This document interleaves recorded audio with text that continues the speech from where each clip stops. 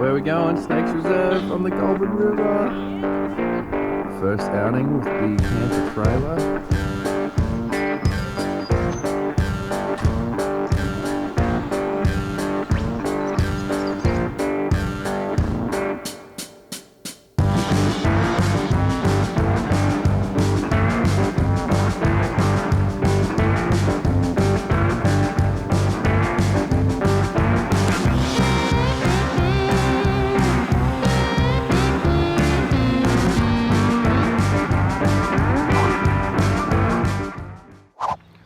I just fucking washed my car and now it's starting to rain as soon as I start filming. Can you believe it? G'day everyone. On this episode I want to talk to you about how I got defected and run through some things I did to give the car a bit of a birthday as well. So not long ago I went camping with a couple of mates, my wife and my daughter, and we spent a couple nights there, and on the second day in the morning 2 highway patrol on dirt bikes came through camp. They came straight for me, they didn't stop anyone else. I don't know how they saw me from a distance, but they came straight up to me, and first thing they asked was if these were real beadlocks, and they were. I've changed them since, we'll get to that later, but they did me for beadlocks. That was a defect, a minor defect, so not as bad to clear as a major defect. I'll touch more on that later. And they also gave me 3 demerits and a fine for my front number plate being on a hinge, even though it was magnetically closed. It wasn't good enough for them, so they stung me for that, and those were the 2 things that I got fined for. It was a pretty sad way to end the weekend.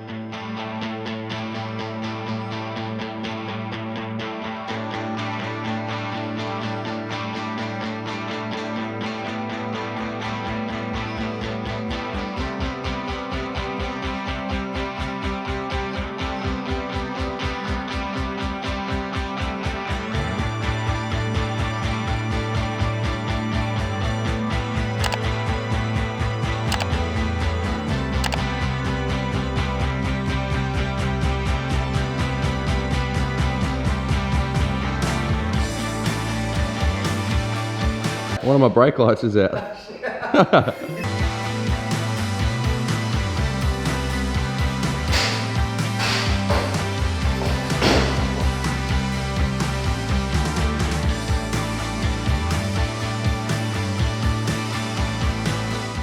So I had a couple weeks before I wasn't allowed to drive my car to clear the defect to get it from workshop to workshop. So the first thing I did was buy some second-hand rims. I got them for $100 with tyres.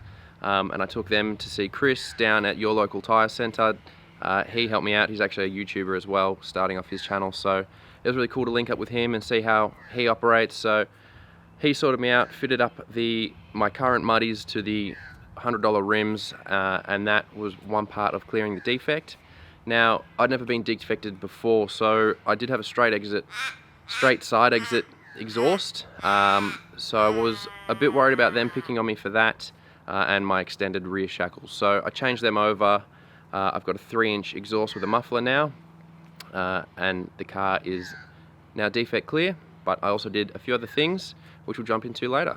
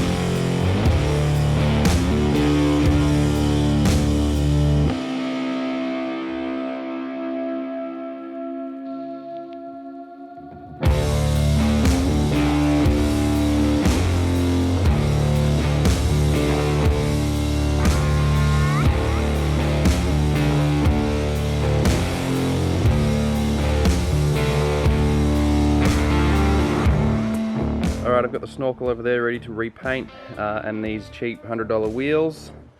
I'm just going to do a quick and dirty paint job on them. So I've just done the business card trick here instead of masking tape, and a good way to make those go in easily is to deflate your tyres.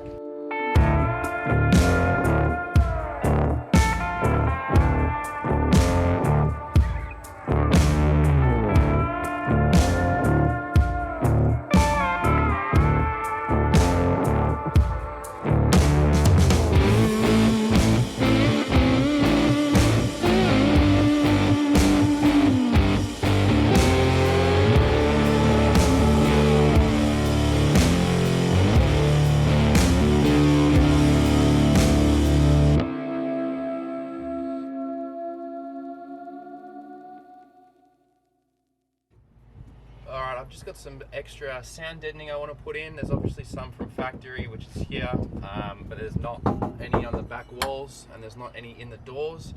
So I'm just going to roughly measure it with a ruler or a tape measure.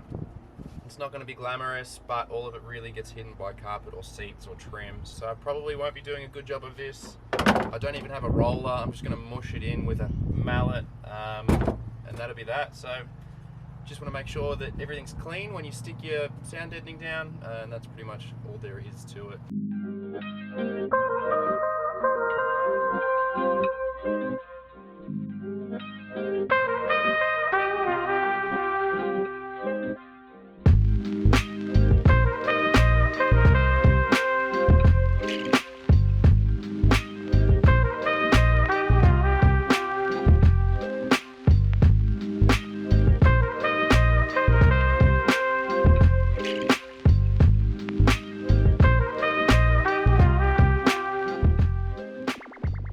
Alright, I've just used a whole roll. I do have another roll. I want to show you how far I got with one. One roll, 4 meters by 500 mil by 2.4. Like I said, I got 2 of those. Now, I don't need 2 of them. I've completely done these 2 back doors. So all the way in there and above. So there's 2 giant pieces in there. Same with that back door. I did the headliner, even though that's back on. I did heaps up there. And I've just mishmashed them on the back wall here. So I've tried to do a good job where you might see it when the seats are folded down, but under the carpet there's just little patches and offcuts that I had. So I've pretty much gone to town everywhere knowing that I have way too much, but all I have left to do is the front 2 doors. I'm not going to do under the front seats because there's already the factory sound deadening there. Basically what I'm trying to get at is maybe I could have used a bit more sparingly in the back and on the roof, and maybe I could have put smaller pieces in the doors, and I reckon I would have just had just enough to do the front doors as well, which meant I wouldn't have had to buy a second roll. But I've got it now, I'm just going to use it, but keep that in mind if you're doing the same thing.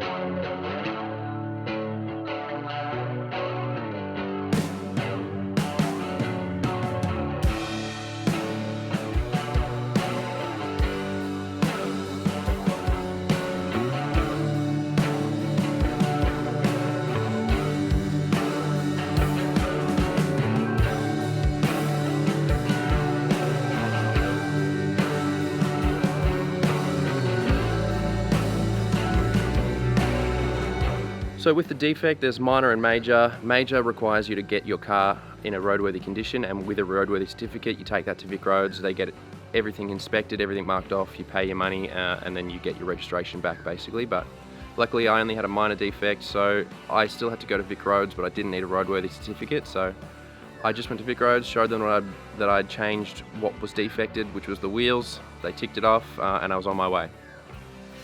So the biggest concern with the number plate being on a hinge was that it was magnetically closed, and that wasn't good enough. The cops thought it might blow open and then my number plate wouldn't be readable. So to rectify that, I pretty much just put some cable ties on it, and I've left it at that. So hopefully they won't pick on me for that one again.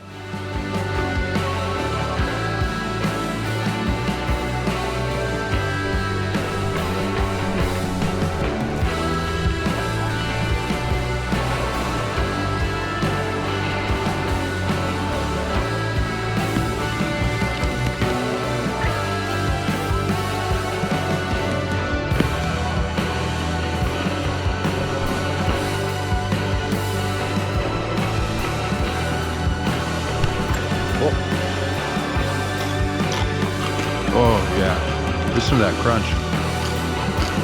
That's a good crackle.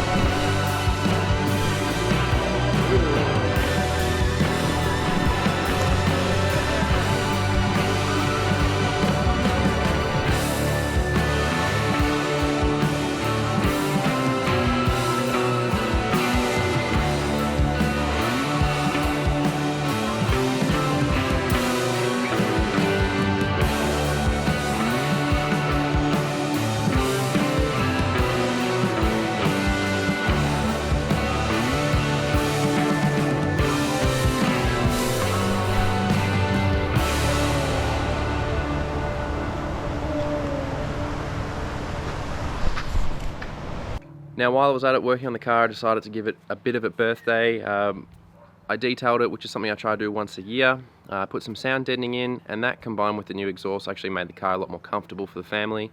I did a new map filter, so my map sensor filter, I replaced that. That's a whole new video that I'm going to be doing as well. That's a pretty interesting one.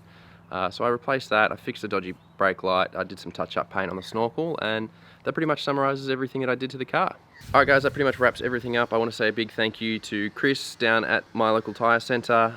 He's an awesome bloke. If you're on the Peninsula, go to him for your tyre needs. And I want to say thank you to Darren's muffler shop as well. He sorted me out with a new exhaust relatively cheap, and he's a great bloke. And yeah, we had a few good chats at the time, so if you need some exhaust work as well on the Peninsula, I'd go see him. So that's it for this episode guys. Thanks for watching, and I hope to see you next time.